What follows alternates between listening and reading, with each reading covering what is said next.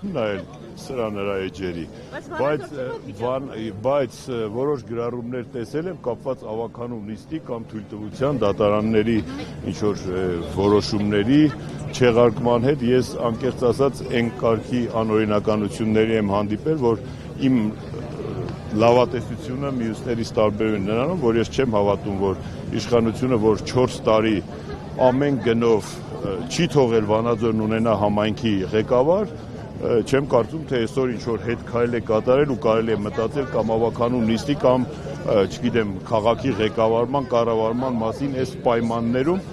որովհետև դրա համար որևէ թե օրինական, թե բարոյական նախադրյալ այս պահին չկա, իսկ մնացած այդ բոլոր կողքի խոսակցությունները կարծում եմ ժամանակավրեպ են, ժամանակը գա, երբ որ երկրում կվերականգնվի իրավակարգը, սահմանադրականությունը,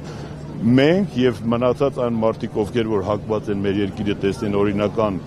հունի մեջ, սահմանադրական հունի մեջ ապրելով, այն ժամանակ կմտածենք, թե այս գործողություններին ինչ իրավական գնահատական տրվի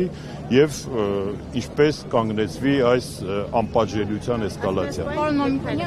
Հետ քայլի բան չկա, որևէ ավականու նիստ չկա, որ ես քայլ անեմ կամ հետ քայլ։ Եթե ներող քաղաքականության մեջ չի կարելի խոսալ, հենց լինի որոշումս ես ոչ մի անգամ թաքնված չեմ, որևէ միտեղ կորած չեմ, ավականու նիստի մասին էլ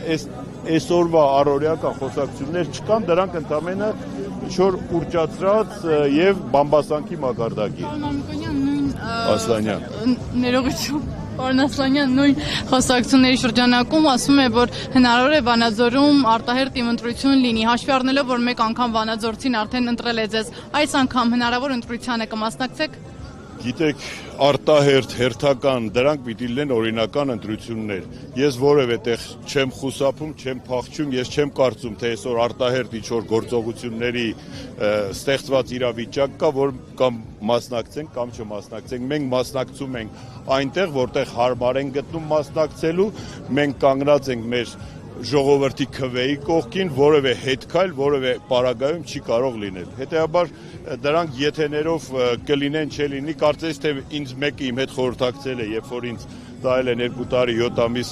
կալանքի մեջ պահել, հիմա էլ խորհրդակցեն արտահերթ անեն, թե արտահերթ չանեն։ Դա մեր հարմարավետության ընդամենը երևակայությունն է, երբ որ կլինի որևէ պրոցես, որևէ գործողություն, ես իմ հրապարակային կարծիքը կասեմ։